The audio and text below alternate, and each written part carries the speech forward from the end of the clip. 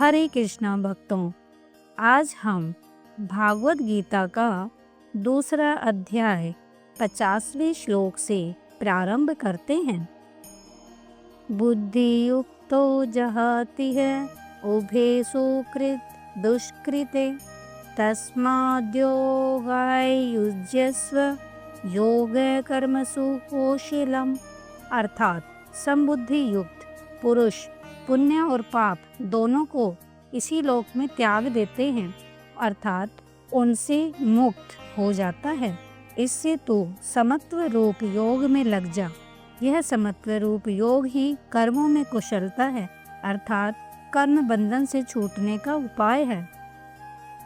अर्थात समबुद्धि युक्त पुरुष पुण्य और पाप दोनों को इसी लोक में त्याग देता है। इससे यह भाव दिखलाया गया है कि जन्म जन्मांतर में और इस जन्म में किए हुए जितने भी पुण्य कर्म और पाप कर्म संसार रूप से अंतःकरण में संचित रहते हैं, उन समस्त कर्मों को समबुद्धि से युक्त कर्मयोगी इसी लोक में त्याग देता है। अर्थात इस वर्तमान जन्म में ही उन समस्त कर्मों से मुक्त हो जाता है। उसका उन कर्मों से कुछ भी संबंध नहीं रहता, इसलिए उसके कर्म पुनर्जन्म रूप फल नहीं दे सकते, क्योंकि निस्वार्थ भाव से केवल लोक हितार्थ किए हुए कर्मों से उसके समस्त कर्म विलीन हो जाते हैं।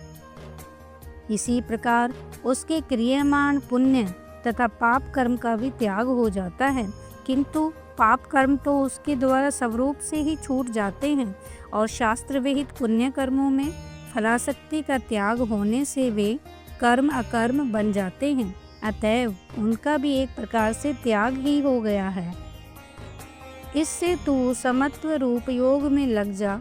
इससे यह भाव दिखलाया गया है कि समबुद्धि से युक्त हुआ योगी जीवन मुक्त हो जाता है, इसलिए तुम्हें भी वैसा ही बनना चाहिए।